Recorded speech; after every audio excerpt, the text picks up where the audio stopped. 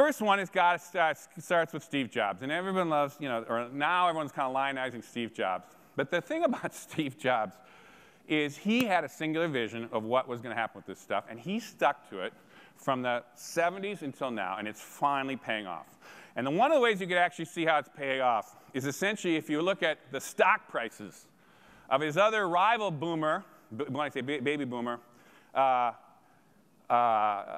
Bill Gates.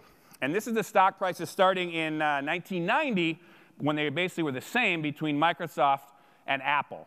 And of course, what happened with Microsoft is in the 90s, over the boom, their stock price went crazy. And everybody thought, oh my God, this is like, it totally made sense. That was the way. And Jobs just kept going, nope, nope, nope. It's this mobile, personalized thing, and I'm just going to keep at this thing. And he kept going, kept going, kept going. And what happened? Eventually, by the last decade, the 2000s, it started catching on with his ideas. And ultimately, it was the iPod, then it was the iPhone, and then now it's the iPad. And now Apple is the most valuable technology company in the world, bar none. And in fact, it's going up. So what is that vision then? Well, one of the visions, this is the latest manifestation of it. People say, well, what's with this kind of iPad? Is this a big deal or not? It is a big deal. And I'm going to show you very quickly why it's a big deal, and why basically everyone here is going to have one of these things or something similar in the next 2 to 3 years. It's essentially the last piece of the tool that allows all the digital media to finally work in a consumption way. It's essentially the medium that lets you go to long-form books, serious, deep kind of understanding things, allows you to really sit with it, curl up with it, spend a lot of time with it. It's also the format that finally allows you to get newspapers and magazines in all its kind of glory in a way that you can really do it without the big broadsheets or the printed pages. And ultimately, it marries it at the same time with this extremely powerful new thing, which we're going to talk about a little bit, video. It is essentially this final interface that's bigger than the phone and mobile, but not as big as this kind of, even a laptop, which is too big to kind of lug around with you. This was the kind of the missing piece, and now it's in place. And the evidence is, when they came out with the iPad 2 about basically a year ago, or iPad 1 a year ago, in the first 9 months, they sold 15 million of these things, and it was basically considered the fastest growing new product in history, not just the fastest growing tech thing. They've never seen a product go that fast. Now the iPad 2 is out. Again, they didn't even wait a year. They're expecting at least 48 million, close to 50 million of these things. They're backlogged 6 weeks. You can't even get them now. And what the other thing is, you start to look at the other facts of this. People wondered if people would read books on these things. Apple has already sold, in the first 9 months, sold 100 million books. 100 million books. People are reading on that. That's just that. Now, the flip side is everybody's behind this. You went to the Consumer Electronics Show at the beginning of this year. There are no less than 50 tablets. 50 distinct companies with distinct tablets now following the wake of this thing. That's what happens when you start seeing the early majority kind of kick in here. And ultimately, you got, and that's now we talk about Amazon, 100 million books for Apple. They're not even in the book business. Basically, Amazon is. But look at these numbers. Amazon now sells more ebooks than paperback books.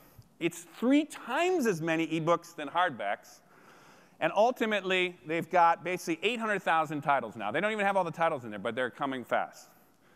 If anyone needed evidence that this is the way people are going to read books, look at those numbers.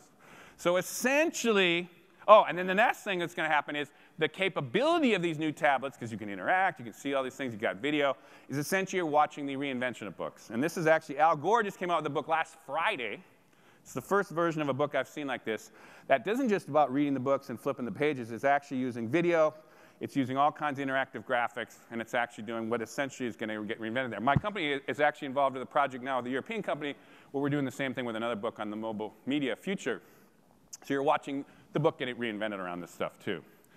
So just to remind you how that works, iPad 1, iPad 2, and these early things track the inevitable. This is what's going to happen in that space. Now, the second thing that's so wild about what Jobs was, he wasn't just working on consuming media. He's been thinking about producing media. And essentially what he's come up with the iPhone, was essentially a tool that allows anybody to essentially create media. So for example, This thing will shoot, the iPhone 4 now shoots HD video. HD video 10 years ago would have cost you $10,000 at least to get a good HD camera. And now, $199, and anybody will walk around with an HD version of that. You're always connected. You can always kind of report on stuff. And ultimately, now you got 100 million iPhones now that have been sold in the last 3 years. And of course, smartphones are following in their wake. The same thing like with the tablets. So on top of that, there's all these apps. So people say, well, what's apps?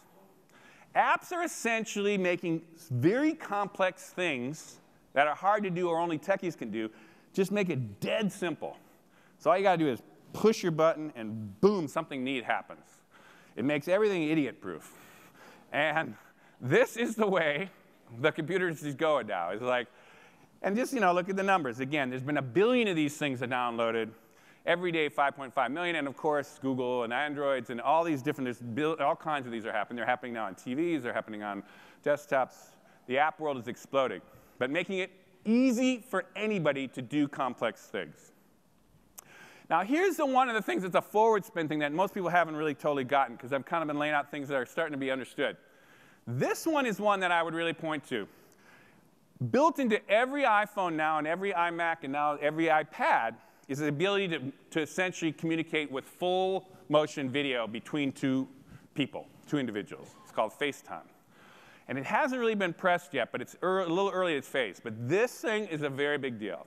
This is essentially the way that we are going to open up full video channel between individuals, which will blow away voice channels or even particularly texting channels. And the reason this is important is we have essentially been perfecting for 1 million years how to communicate through our face. How do we communicate face to face? So when someone's winking at you, or they kind of screw their nose up, or they kind of like, you can read people beautifully, because we've had 1 million years of evolution to figure this out. You can't really figure out when that guy's texting you, something, what the heck he really means, what he's really feeling. You can't read him. We're going from that world to this world in the space of the next 5 years. That's a big deal. That really makes communication pretty amazing.